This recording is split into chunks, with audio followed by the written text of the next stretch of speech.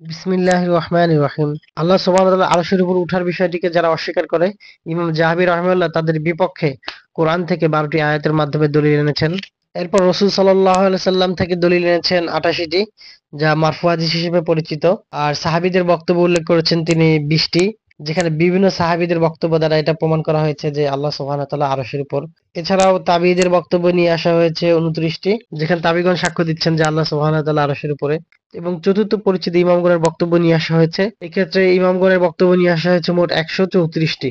যখন বিভিন্ন ফিরকার উদ্ভব হতে শুরু করলো, যারা সাধারণত আল্লাহ সুবহানাহু ওয়া তাআলার আরশের উপর থাকার বিষয়টিকে অস্বীকার করত অথবা এই বিষয়টিকে অপব্যাখ্যা করত, তাদের কথার খণ্ডনে ইমামগণ কিভাবে রাসূল সাল্লাল্লাহু আলাইহি সাল্লাম, সাহাবীগণ এবং তাবেঈগণের বক্তব্য দ্বারা তাদের খণ্ডন করতেন, সেই বিষয়টিকে সুন্দরভাবে এখানে উপস্থাপন করা হয়েছে।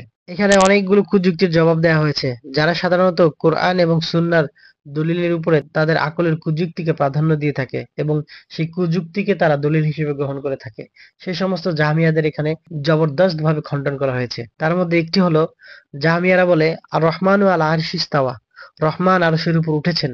এখানে ইস্তাওয়া শব্দের উঠেছেন শব্দটাকে তারা ইস্তিওয়ালা শব্দ দিয়ে পরিবর্তন করে নেয়। এটাকে অপব্যাখ্যা করে এইভাবে যে ইস্তাওয়া শব্দকে ইস্তাওয়া না বলে ইস্তিওয়ালা বলতে হবে। অর্থাৎ আল্লাহ সুবহানাহু ওয়া তাআলা আরশের উপর উঠলেন না, বরং জাহমিয়াদের মতে আল্লাহ সুবহানাহু ওয়া তাআলা আরশের দখল নিলেন, আরশের উপরে ক্ষমতাবান হলেন।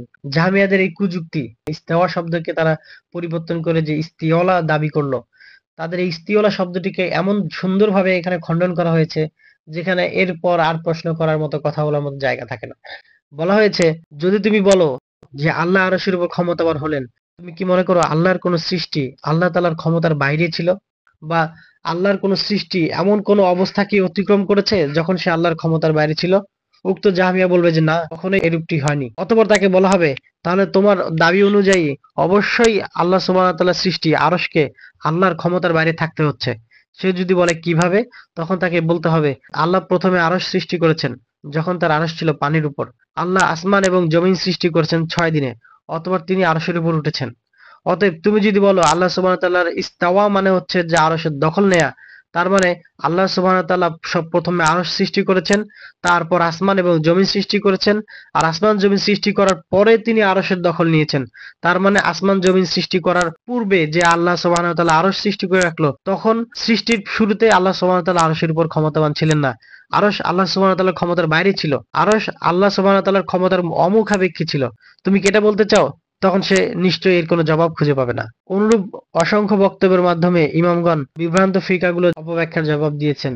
এবং কোরআন সুন্নাহর উপরে যে আকল কখনোই প্রাধান্য পেতে পারে না, এবং কোরআন সুন্নাহর বাইরে যে কোনো পথ নেই, কোনো হিদায়াত নেই, তা ইমামগণ তাদের বক্তব্যের মাধ্যমে খুব ভালোভাবে স্পষ্ট করেছেন, যার অধিকাংশ ইমাম যাহাবী রাহিমাহুল্লাহ তার কিতাবুল আরশ গ্রন্থে একত্রিত করেছেন। আলহামদুলিল্লাহ, এই ভিডিওটির মাধ্যমে কিতাবুল আরশ গ্রন্থটির পঠন সম্পন্ন করা হলো। আল্লাহ সুবহানাহু ওয়া তাআলা যাবতীয় তৌফিকের মালিক। আল্লাহ ছাড়া আমাদের কোনো হিদায়াত নেই। অতএব আমরা হিদায়াত চাই আল্লাহ সুবহানাহু ওয়া তাআলার কাছেই। ইহদিনাস সিরাতাল মুস্তাকিম, সিরাতাল লাযিনা আন'আমতা আলাইহিম গায়রিল মাগদুবি আলাইহিম ওয়ালাদ-দাল্লিন। আমিন।